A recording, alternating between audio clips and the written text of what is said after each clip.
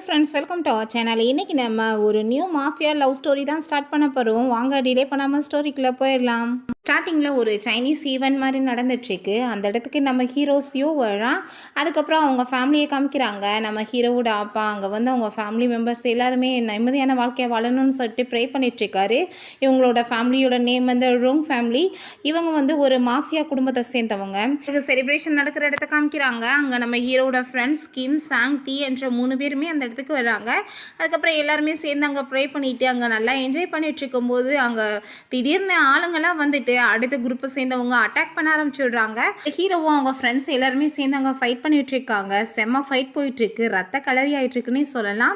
அப்போ நம்ம ஹீரோ வந்து அப்புறம் ஃபைட்லாம் முடிஞ்சு வீட்டுக்கு வந்ததுமே அவங்க அப்பா வந்துட்டு, நீ என்ன வந்து வேலை பண்ணிட்டு இருக்க, எங்கே போயிட்ட, எல்லாருமே நாங்கள் உங்களை நினச்சி பயந்துட்டு இருந்தோம் அப்படின்றத சொல்லிட்டு திட்டுறாரு.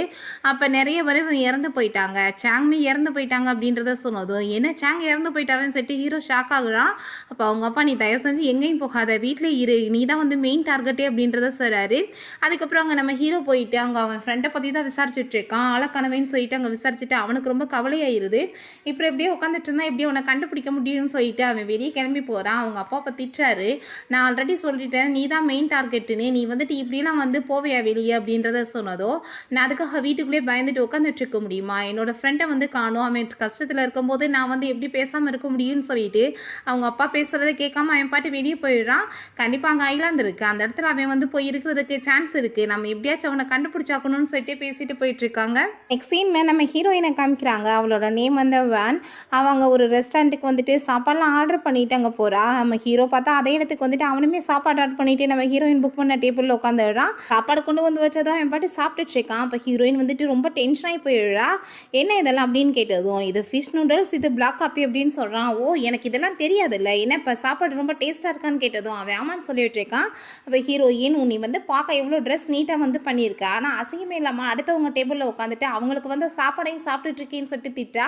அப்போ அவன், ஏய் நீ என்ன பேசிகிட்டு இருக்குன்னு சொல்லும்போது பார்த்தா அங்கே வெயிட்டர் கொண்டு வந்துட்டு அதே டிஷ்ஷை கொண்டு வந்து வைக்கிறாங்க. அப்போ ஹீரோ, இது யாருக்கு அப்படின்றத கேட்டதும், இதான் உங்களுக்கு, இது அவங்களோடதுன்னு சொன்னதும் அவனுக்கு ரொம்பவே ஒரு மாதிரி ஆயிடுது.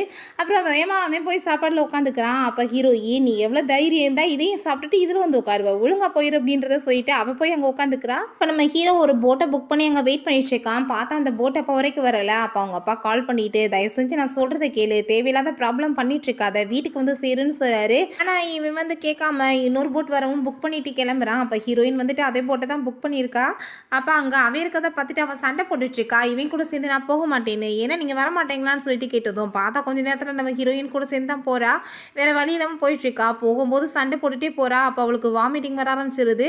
பார்த்தா அவன் மேலே போய் வாமிட்டு வேற எடுத்து விட்டுறா. நம்ம ஹீரோக்கு புரிஞ்சுக்குது, இது அந்த ஐலாந்துக்கு போகிற ஏரியா மாதிரி தெரியலையே அப்படின்னு சொல்லிட்டு அந்த டிரைவர்கிட்ட போய் கேட்டதும் அந்த ஆள் பார்த்துட்டா அங்கே பின்னாடி பார்த்துட்டு கன் எடுத்துகிட்டு வந்து மிரட்ட ஆரம்பிச்சிடுறாங்க. அப்போ தான் புரியுது இவங்க வேறு ஆளுங்கன்னு. அப்போ நம்ம ஹீரோயின் வந்து அந்த ஆள் கை மேலே வாமிட் எடுத்ததும் நம்ம ஹீரோ வந்து ஃபைட் பண்ண ஆரம்பிச்சிடுறான்.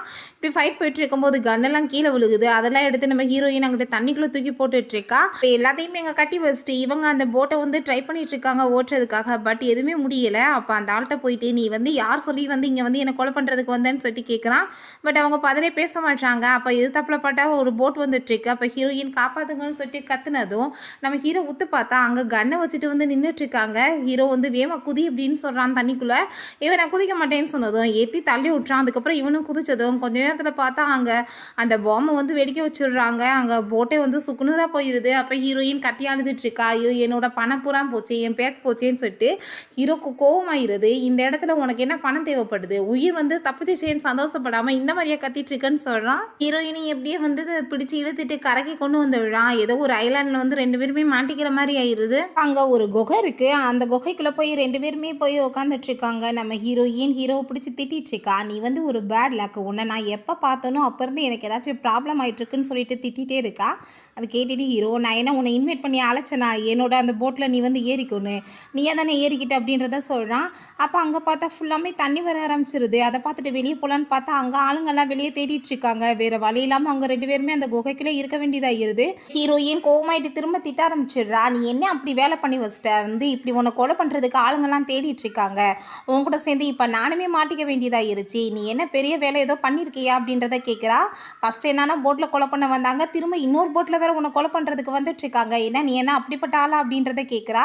அதை கேட்டுட்டு ஹீரோ அவங்களோட டார்கெட் வந்து யாருன்றது யாருக்கு தெரியும், ஒருவேளை ஒன்றவே அவங்க தேடிட்டு இருந்தா அப்படின்னு சொல்கிறான். அதை கேட்டுட்டு நான் என்ன அப்படி வந்து பெரிய வேலை பண்ணேன்னு சொல்லிட்டு என்ன தேடப்படுறாங்க, இப்போ வரைக்கும் நான் யாருக்குமே எந்த ஒரு துரோகமே பண்ணது கிடையாது அப்படின்றத சொன்னதும், யாருக்கு தெரியும் யாரோட பாய் ஃப்ரெண்டையாச்சும் நீ வந்து திருடி இருந்தேன்னா அவங்க வந்து உன்னை கொலை பண்ணுறதுக்கு அனுப்பியிருந்தாங்கன்னு சொல்கிறான். ஏன் எப்படி இருக்கக்கூடாது, நீ வந்து யாரோட கேர்ள் ஃப்ரெண்டாச்சும் திருடி இருந்தேன்னா அவங்க வந்து உன்னை கொலை பண்ணி அனுப்பியிருக்கலாமேன்னு சொல்லிட்டு இப்படியே சண்டை போயிட்டே இருக்குது. பார்த்தா நெக்கு வரைக்கும் வந்து தண்ணி வந்துடுது. வேறு வழி இல்லாமல் அந்த தண்ணிக்குள்ளே நைட்டு ஃபுல்லாக இந்த மாதிரி சண்டை போட்டுகிட்டே அவங்க இருந்துகிட்ருக்காங்க.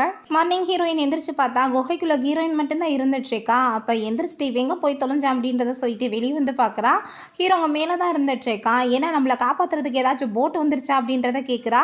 இப்போ பக்கத்தில் ஏதாச்சும் உன் கண்ணுக்கு போட் ஏதாச்சும் தெரியுதா அப்படின்றத கேட்டதும் இல்லை அப்படின்னு சொல்கிறான்.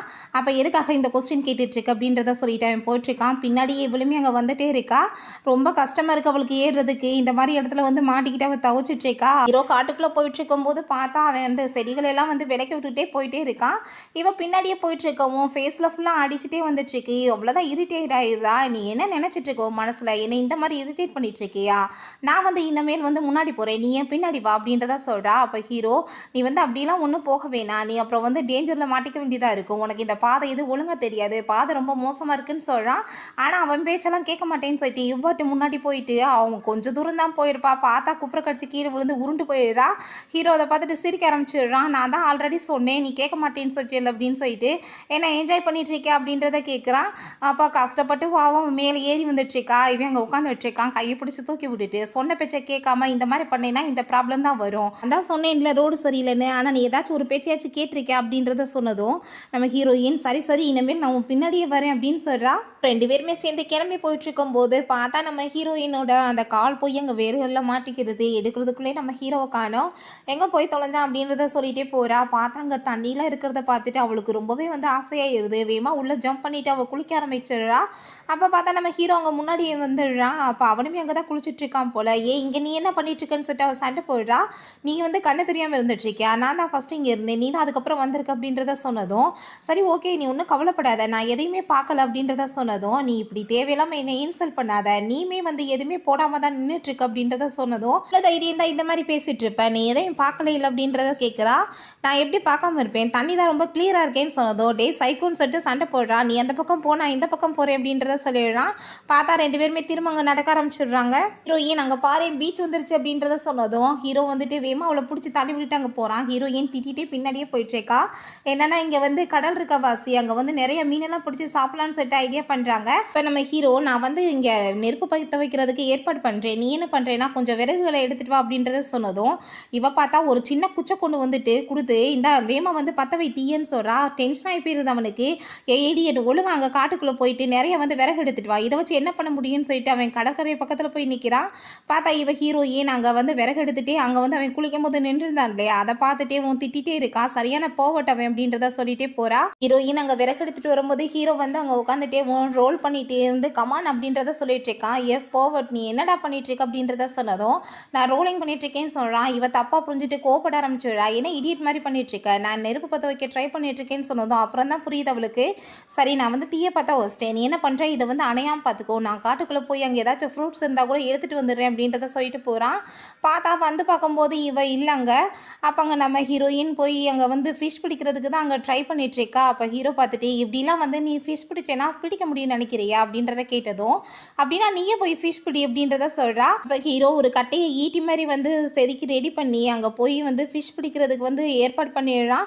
ரொம்ப சூப்பராக எல்லா ஃபிஷ்ஷையுமே அவன் பிடிச்சிட்டு இருக்கான். அவன் ஃபிஷ் பிடிக்க பிடிக்க இவளுக்கு ரொம்ப ஹாப்பியாக இருக்குது. ஏதோ ஒரு மீட்டிங் மாதிரி காமிக்கிறாங்க. அந்த இடத்துல பார்த்தா அங்கே பதின்னு சொல்லிட்டு ஒரு பர்சன் வர்றார் அவங்க பையன் கூட சேர்ந்து.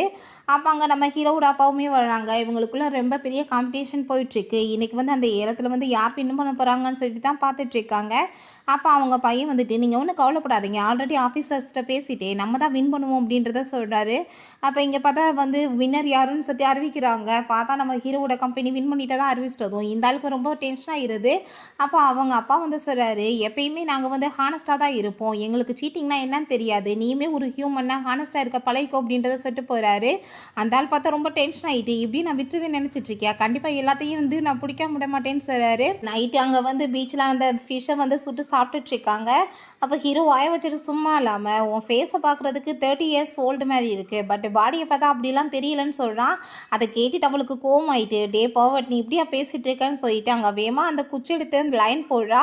இதை தாண்டி வந்தேன்னு வச்சுக்கோமே, கண்டிப்பாக நான் உன்னை கொலை பண்ண விட மாட்டேன் அப்படின்னு சொல்கிறா. நெக்ஸ்ட் மார்னிங் நம்ம ஹீரோயின் எந்திரிக்கிறா. பார்த்தா ஹீரோவை காணும் பக்கத்தில். ஹீரோ எங்கடா இருக்கான்னு பார்த்தா அவன் கடலுக்கடியில் உள்ளே போயிட்டு அங்கே ஏதோ ஒரு பாக்ஸ் இருக்குது, அதை வெளியே கொண்டு வந்து பார்த்துட்ருக்கான் ஓப்பன் பண்ணி.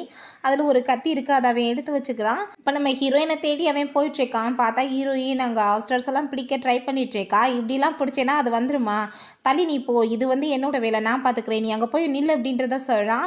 இப்போ ஹீரோயின் திரும்ப அவனை போகட்டும் அப்படின்னு சொல்லிட்டு திட்டிட்டு போயிட்டுருக்கா. பார்த்தா அவளுக்கு பசி தாங்க முடியலை. அங்கே நம்ம ஹீரோ வந்து நிறைய ஹாஸ்டர்ஸ்லாம் பிடிச்சி அங்கே வச்சுருக்கான். அப்போ வேகமாக போயிட்டு அதை எல்லாத்தையுமே அவள் எடுத்து சாப்பிட்டுட்டு எதுவுமே தெரியாத மாதிரி இந்த பக்கம் திரும்பி நின்றுக்கிறா.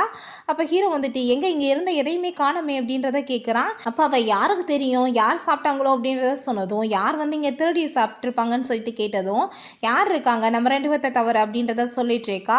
கண்டிப்பாக வந்து இங்கே ஓஷன் டாக் தான் வந்து சாப்பிட்ருக்கோம் அப்படின்றத சொன்னதும் கோவமாகிறது. நீ என்ன டாக் நான் சொல்கிறேன் அப்படின்னு சொல்லிட்டு கேட்குறா. அப்போ நீ தான் சாப்பிட்டேன்னு சொல்லிட்டு ஒத்துக்கிறியா அப்படின்றத சொல்லிட்டு சண்டை போட்டுட்ருக்காங்க.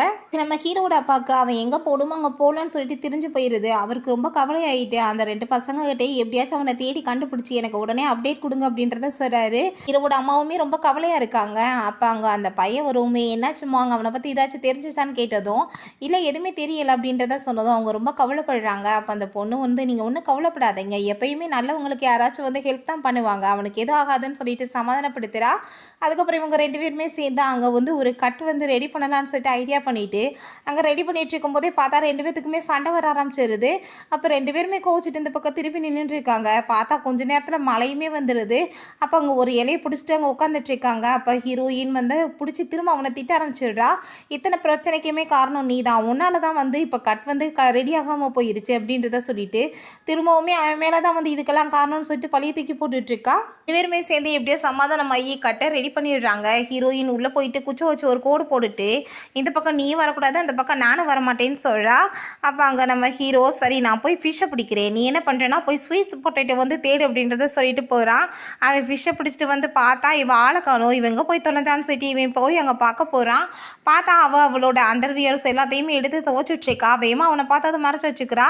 என்ன இங்கே பண்ணிட்டுருக்க, நான் உன்னை ஸ்வீட் பொட்டேட்டோ தானே தேட சொன்னேன்னு கேட்டதும், நான் வந்து என்னோடய ட்ரெஸ் எல்லாம் வந்துட்டு துவைக்கணும்னு நினச்சேன், குளிக்கணும்னு நினச்சேன்னு சொன்னதும், இப்போ நம்ம என்ன இங்கே வந்து சுற்றி பார்க்க வந்திருக்கோமா, நீ என்ஜாய் பண்ணுறதுக்கு அதெல்லாம் ரொம்ப அவசியமா, என் கூட சேர்ந்து வா, நம்ம போய் தேடு அப்படின்றத சொல்லிட்டு கூட்டிகிட்டு போகிறான். அவங்க 2 பேருமே சேர்ந்து அந்த ஸ்வீட் பொட்டேட்டோவை தேடி கண்டுபிடிச்சிட்டு கொண்டு வந்துட்டு இருக்கும்போது அங்கே ஒரு போட்டை பார்த்துறான். ஹீரோ கத்திட்டே ஓடிட்டுருக்கான். ஹீரோயினுமே பின்னாடியே போயிட்டு அங்கே சவுண்டு கொடுத்துட்ருக்காங்க. ஆனால் ரொம்ப தூரமாக இருக்கவும் அங்கே போட் போயிடுது. அப்போ ஹீரோயினை பிடிச்சி திட்ட ஆரம்பிச்சிடுறான்.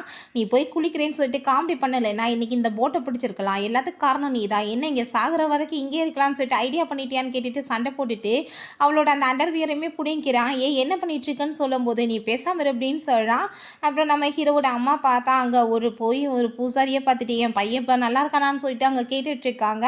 நீங்கள் ஒன்றும் கவலைப்படாதீங்க, மூன் வந்து டைகர் பக்கத்தில் இருக்கிற வரைக்கும் அவனுக்கு எதுவுமே ஆகாது அப்படின்றத அவர் சொல்கிறாரு. பிறகு அங்கே நம்ம ஹீரோயினோட அண்டர்வியர் தான் அவன் வந்து ஒரு குச்சியில் வந்து கட்டி பறக்க விட்ருக்கான். ஹீரோயின் கோவப்பட்டு திட்டிகிட்டு இருக்கா. ஏன் உன் ஷர்ட் எடுத்து கழட்டி கட்ட வேண்டியதானே அப்படின்றத சொல்லிட்டு, அப்போ ஹீரோ இப்போ என்ன உனக்கு என்ன ப்ராப்ளம் இருக்கா, ஷர்ட் போட்டிருக்கேன் பேசாம இரு அப்படின்னு சொல்கிறான். அப்போ அங்கே நம்ம ஹீரோயின் தனியாக உட்காந்துட்ருக்கா. அப்போ ஹீரோ போயிட்டு, இந்தா நான் வந்து உனக்காக இந்த செருப்பு வந்து ரெடி பண்ணியிருக்கேன், இதை போட்டுக்கோ, ஏன்னா நீ வந்துட்டு ஹை ஹீல் போட்டிருக்கிறது ரொம்பவே சிரமமாக இருக்கும்னு சொன்னதும் ஹீரோயின் அதெல்லாம் ஒன்றும் தேவை கிடையாதுன்னு சொல்கிறா. தானே அவனே போட்டு விட்றேன்னு சொல்லிட்டு அவன் அங்கே போட்டு விட்டுட்ருக்கான். இப்போ ஹீரோ சரி உன்னோட சைஸ் என்னன்னு கேட்டதும் ஷூ சைஸான்னு கேட்குறா. அதான் இல்லை அண்டர்வியர் சைஸ்ன்னு சொல்லிட்டு கிண்டல் பண்ணுறான். அவள் கோவமாகிறது, போவட் எப்படிதான் பேசுகிறேன்னு சொல்கிறா. திரும்ப பார்த்தா அதே மாதிரியே பேசிட்டு கிண்டல் பண்ணதும் ஹீரோயினுக்கே சிரிப்பு வர ஆரம்பிச்சிருது.